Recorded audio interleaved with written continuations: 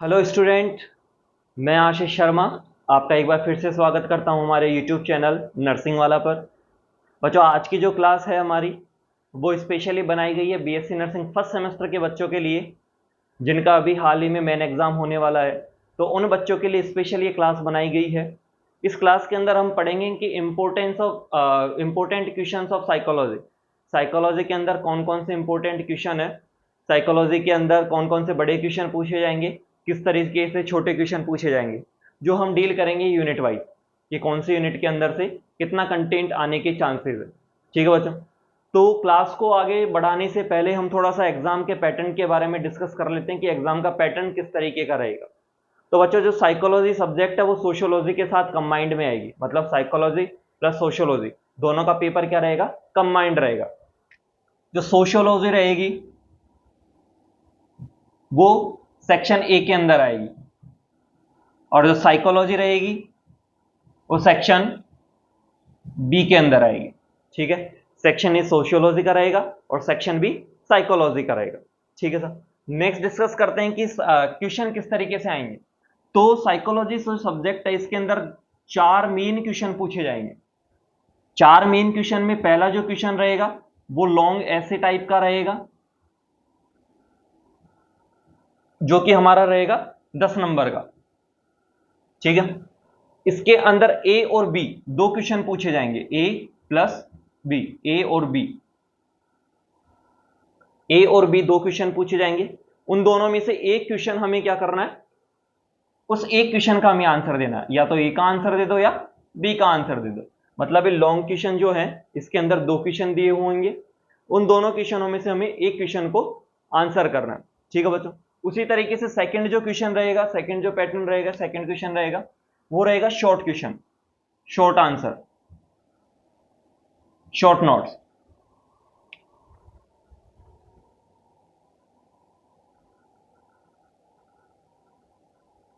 जो second question रहेगा वो हमारा रहेगा शॉर्ट नोट। इस शॉर्ट नोट्स के अंदर 4 क्वेश्चन दिए होंगे, ए बी सी डी। ठीक है, अटेम्प्ट हमें कितने करने हैं, एनी 3। ठीक है, कोई 3 हमें क्या करने हैं इसके अंदर, अटेम्प्ट करने हैं। जो थर्ड क्वेश्चन रहेगा हमारा बच्चों वो वेरी शॉर्ट क्वेश्चन रहेगा, वेरी शॉर्ट आंसर या वेरी शॉर्ट नोट्स। इसके अंदर भी 4 क्वेश्चन पूछे जाएंगे। ठीक है, 4 क्वेश्चन में से इसके भी कितने करने हैं, हमें 3 क्वेश्चन इसके अंदर हमें करके चलना है। ठीक है, लास्ट जो क्वेश्चन रहेगा हमारा 4th नंबर का वो एमसीक्यू आएंगे, मल्टीपल चॉइस क्वेश्चन। ये जो क्वेश्चन रहेंगे ये रहेंगे 7। ठीक है, 7 इंटू 1 मतलब 1 नंबर का एक क्वेश्चन रहेगा, टोटल ये 7 नंबर का रहेगा। उसी तरीके से वेरी शॉर्ट जो आंसर रहेंगे, वेरी शॉर्ट जो क्वेश्चन रहेंगे उनका नंबरिंग रहेगा 3 इंटू 2, मतलब 3 क्वेश्चन करने हैं। एक क्वेश्चन कितना कैरी करेगा मार्क्स, 2 नंबर का, टोटल 6 नंबर। ठीक है, शॉर्ट जो नोट्स है क्वेश्चन नंबर 2, इसके अंदर भी हमें कितने करने थे बच्चों, 3 करने थे। ठीक है, 3 इंटू 5 मतलब जो एक क्वेश्चन रहेगा वो कितने नंबर का रहेगा, 5 नंबर का रहेगा। इस तरीके से टोटल नंबर कितने आ जाएंगे हमारे पास, 15। ठीक है, और जो पहला क्वेश्चन था लॉन्ग ऐसे टाइप का जो क्वेश्चन था वो हमारा रहेगा बच्चों 10 नंबर का। ठीक है, इस तरीके से हमारा जो पैटर्न रहेगा वो क्वेश्चनों का रहेगा। 4 क्वेश्चन पूछे जाएंगे, 4 क्वेश्चन में से हमें आंसर करने हैं। मतलब कि जो पहला क्वेश्चन है, बड़ा क्वेश्चन है, उसके अंदर से एक आंसर करना है। जो शॉर्ट क्वेश्चन है, शॉर्ट नोट्स हैं, उसमें से हमें 3 आंसर करने हैं 4 में से। ठीक है, जो वेरी शॉर्ट नोट्स हैं उसके अंदर से भी हमें 3 आंसर करने हैं। और जो हमारे एमसीक्यूज हैं मतलब मल्टीपल चॉइस क्वेश्चंस हैं उसके अंदर हमें सातों के सातों आंसर देने। ये तो रहा सब हमारा एग्जाम पैटर्न, किस तरीके से हमारा एग्जाम पैटर्न आएगा। अब हम डिस्कस करते हैं कि हमारी जो साइकोलॉजी सब्जेक्ट है उसमें से कहाँ से इंपॉर्टेंट क्वेश्चन आ सकते हैं। ठीक है, यूनिट वाइज जो है हम डिस्कस करते हैं। तो हमारी साइकोलॉजी की पहली यूनिट है इंट्रोडक्शन। ठीक है, तो इंट्रोडक्शन जो है हमारा वो सबसे वेरी इंपॉर्टेंट जो टॉपिक रहेगा हमारा, वेरी इंपॉर्टेंट क्वेश्चन जहां से बन सकते हैं, बहुत ज्यादा इंपॉर्टेंट क्वेश्चन, हमने स्टार मार्क लगा रखा है यहाँ पे। जो सबसे ज्यादा क्वेश्चन पूछे जा सकते हैं वो हमारे फर्स्ट यूनिट के अंदर से पूछे जा सकते हैं। इसके अंदर से क्या क्या पूछा जा सकता है, सबसे पहले तो साइकोलॉजी की डेफिनेशन पूछी जा सकती है, इसके ब्रांचेस पूछे जा सकते हैं, स्कोप पूछा जा सकता है, इसका इसका नेचर पूछे जा सकते हैं और इसके मेथड्स पूछे जा सकते हैं। ठीक है, साइकोलॉजी के मेथड्स भी जो हैं वो पूछे जा सकते हैं। अब जो पहली यूनिट है इसके अंदर से बड़ा क्वेश्चन भी बनता है, मतलब लॉन्ग ऐसे टाइप का क्वेश्चन भी बनता है, और शॉर्ट नोट्स भी यहाँ पे पूछ करके चल सकता है एग्जाम में। बड़ा क्वेश्चन बनेगा तो उसके अंदर क्या होगा, ये सारा जो कंटेंट है वो एक ही क्वेश्चन के अंदर डाल देगा एग्जाम में, ठीक है बच्चों। और शॉर्ट नोट्स की अगर बात करें तो कोई सा भी एक टॉपिक यहाँ से उठा करके वो डायरेक्टली पूछ सकता है, कि जैसे define the branches of psychology, ठीक है ना, स्कोप ऑफ साइकोलॉजी, ठीक है, ये शॉर्ट नोट्स के अंदर जो है वो क्वेश्चन डाल सकता है। ये रही हमारी फर्स्ट यूनिट। सेकंड यूनिट जो आती है हमारी, वो आती है बायोलॉजिकल बिहेवियर ऑफ माइंड, ठीक है। बायोलॉजिकल बिहेवियर ऑफ माइंड के अंदर से जो क्वेश्चन पूछे जा सकते हैं वो बॉडी माइंड रिलेशनशिप के बारे में पूछकर चल सकता है एग्जामिनर, ठीक है ना। ये जो यूनिट है ये इतनी इंपॉर्टेंट नहीं है ना, इसके अंदर से अभी तक कोई इतना इतना कोई बड़ा क्वेश्चन आया नहीं है अपने एग्जाम में, जहाँ तक मैंने सर्च किया है, देखा है, तो अभी तक सेकंड यूनिट जो है वो इम्पोर्टेंट, मतलब है इम्पोर्टेंट लेकिन इतनी नहीं है जितना हम सोच करके चल रहे हैं, ठीक है। थर्ड यूनिट के अंदर हम देखते हैं mental health and mental hygiene. ये mental health and mental hygiene के अंदर से भी जो क्वेश्चन है वो शॉर्ट नोट्स के रूप में बन सकता है, ठीक है ना। शॉर्ट नोट्स के रूप में कैसे बन सकता है, जैसे कि कैरेक्टरिस्टिक्स पूछ लेगा वो मेंटली हेल्दी पर्सन या मेंटली अनहेल्दी पर्सन की, ठीक है, या फिर पूछ सकता है डिफेंस मैकेनिज्म, ठीक है ना।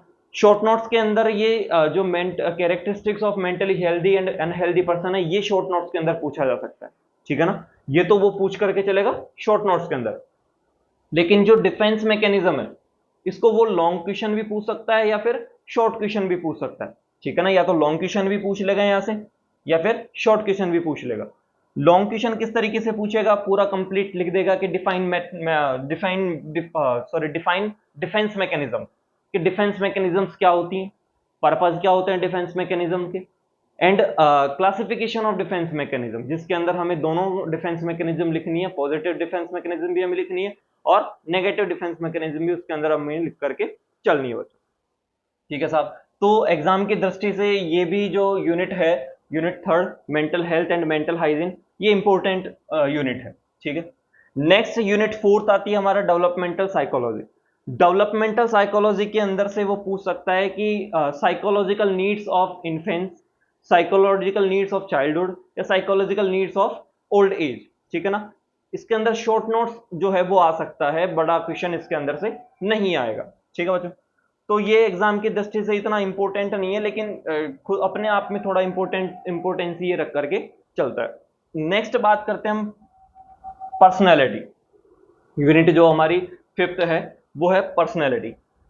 सबसे बड़ी यूनिट है, सबसे अच्छी यूनिट है, सबसे ज्यादा क्वेश्चन बनने वाले यूनिट है, ठीक है। जो पर्सनैलिटी है उसके अंदर से सबसे ज्यादा क्वेश्चन, मतलब अब तक जो एग्जाम्स लगी हैं उनके अंदर से सबसे ज्यादा जो क्वेश्चन पूछे गए हैं वो पर्सनैलिटी जो टॉपिक है, पर्सनैलिटी जो यूनिट है वहां से पूछे गए। इसके अंदर क्या क्या पूछ सकता है, डेफिनेशन पूछ सकता है, पर्सनैलिटी की डेफिनेशन क्या होगी, कैरेक्टरिस्टिक्स पूछ सकता है, इसके टाइप्स पूछ सकता है, इंपॉर्टेंट है टाइप्स, ठीक है ना। इंपॉर्टेंट जो है वो है टाइप्स, इसके टाइप्स किस प्रकार से हैं, ठीक है। और मीजरमेंट, साइको जो पर्सनैलिटी का उसको किस तरीके से मीजर किया जा सकता है, कौन कौन से टेस्ट करवा करके इसको मीजरमेंट किया जा सकता है।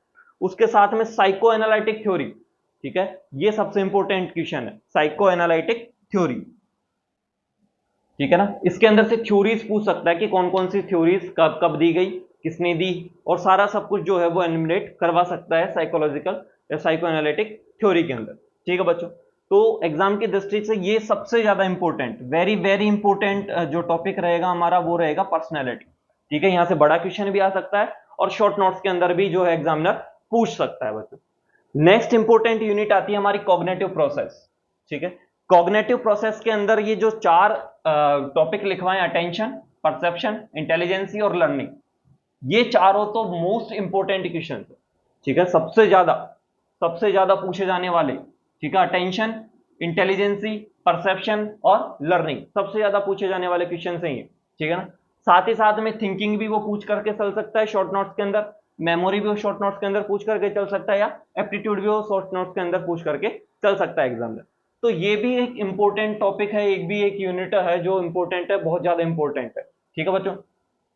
नेक्स्ट यूनिट आती है हमारी motivation and emotional process. Motivation and emotional process, इसके अंदर दो ही टॉपिक हैं, इमोशनल और मोटिवेशन, ठीक है। ये दोनों भी एग्जाम की दृष्टि से बहुत इंपॉर्टेंट है।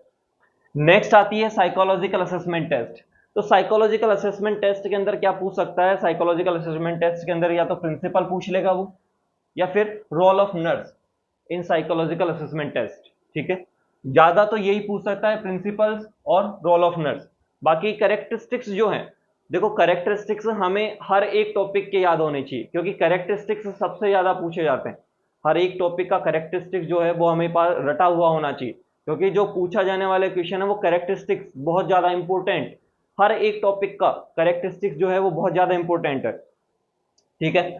नेक्स्ट जो यूनिट आती है वो आती है हमारी एप्लीकेशन ऑफ सॉफ्ट स्किल। इसके अंदर हम कम्युनिकेशन और आईपीआर, इंटरपर्सनल रिलेशनशिप, ठीक है, इसके अंदर से जो है वो शॉर्ट नोट्स पूछ लेता है। बाकी इसके अंदर से अभी तक ऐसा है नहीं कि क्वेश्चन आया हुआ हो। आईपीआर जो है वो जरूर आया हुआ है, बाकी बहुत मतलब ऐसा वेटेज लेके नहीं चलती है ये यूनिट। बाकी ये कम्युनिकेशन जो और आईपीआर है, ये जो है वो हर एक सब्जेक्ट के हम अंदर हमें पढ़ने को मिलेगा। कम्युनिकेशन और आईपीआर, इंटरपर्सनल रिलेशनशिप, ये हर एक यूनिट, हर एक सब्जेक्ट के अंदर हमें ये जो टॉपिक है कम्युनिकेशन और आईपीआर, ये हमें पढ़ने को मिलेगा। आगे भी जब तुम सेकंड सेम में जाओगे, थर्ड सेम में जाओगे, तो कम्युनिकेशन और आईपीआर किसी ना किसी सब्जेक्ट का एक टॉपिक रहेगा बच्चों हमारे पास में। नेक्स्ट आता है सेल्फ एम्पावरमेंट। सेल्फ एम्पावरमेंट के अंदर वुमेन्स एम्पावरमेंट वो पूछ करके चल सकता है। तो ये यूनिट वाइज जो है ये हमने बताए कि किस तरीके से क्वेश्चंस जो हैं वो बन सकते हैं। अब इसके अंदर से जो मोस्ट इंपोर्टेंट यूनिट्स हैं, ठीक है, जिनके अंदर से क्वेश्चन आते ही आते हैं, हर बार इनका क्वेश्चन आया हुआ है, तो वो हम डिस्कस कर लेंगे कि कौन कौन सी ऐसी यूनिट है। तो यूनिट फर्स्ट जो हमारी इंट्रोडक्शन है, ये इंट्रोडक्शन जो है वो इंपॉर्टेंट है। इसके अंदर से हर बार एक ना एक क्वेश्चन तो पूछा ही जाएगा, ठीक है बच्चों। जो थर्ड यूनिट हमारी mental health and mental hygiene, ये भी इंपॉर्टेंट यूनिट है, यहां से भी क्वेश्चन बन करके चलते हैं। जो फोर्थ यूनिट है, इसके अंदर से इतना क्वेश्चन नहीं बनेगा, लेकिन जो फिफ्थ यूनिट है हमारी पर्सनैलिटी, ये वेरी वेरी इंपॉर्टेंट यूनिट है, ठीक है ना। जो फिफ्थ यूनिट है और सिक्स्थ यूनिट है, ये हमारी सबसे इंपॉर्टेंट यूनिट्स हैं। जो हमारी फिफ्थ यूनिट है पर्सनैलिटी, और जो हमारी सिक्स्थ यूनिट है cognitive process, very very important, बहुत ज्यादा क्वेश्चन आते हैं यहां से, ठीक है ना बच्चों, ध्यान रखना। कॉग्निटिव प्रोसेस और पर्सनैलिटी बहुत ज्यादा इंपॉर्टेंट, ठीक है बच्चों। नेक्स्ट आती है हमारी मोटिवेशन एंड इमोशनल प्रोसेस, ये भी एग्जाम की दृष्टि से इंपॉर्टेंट यूनिट है, ठीक है ना। तो इस तरीके से ये 4-5 यूनिट है। पहली इंट्रोडक्शन, दूसरी हमारी mental health and mental hygiene, तीसरी हमारी पर्सनैलिटी, चौथी हमारी कॉग्निटिव प्रोसेस, और पांचवी हमारी motivation and emotional process. In unit के अंदर से मतलब जो एग्जामिनर है या क्वेश्चन है वो जरूर से जरूर आएंगे बच्चों, ठीक है ना। एग्जाम की दृष्टि से सबसे इंपॉर्टेंट यूनिट्स रखी गई हैं साइकोलॉजी के अंदर, ठीक है बच्चों। तो ये यूनिट है, इस तरीके से इनको पढ़ करके चलना है। बाकी जो भी अगर आपके डाउट्स हों, प्रॉब्लम्स हों, तो वो आप हमें कमेंट सेक्शन में कमेंट करके पूछ सकते हैं बच्चों, ठीक है। All the best.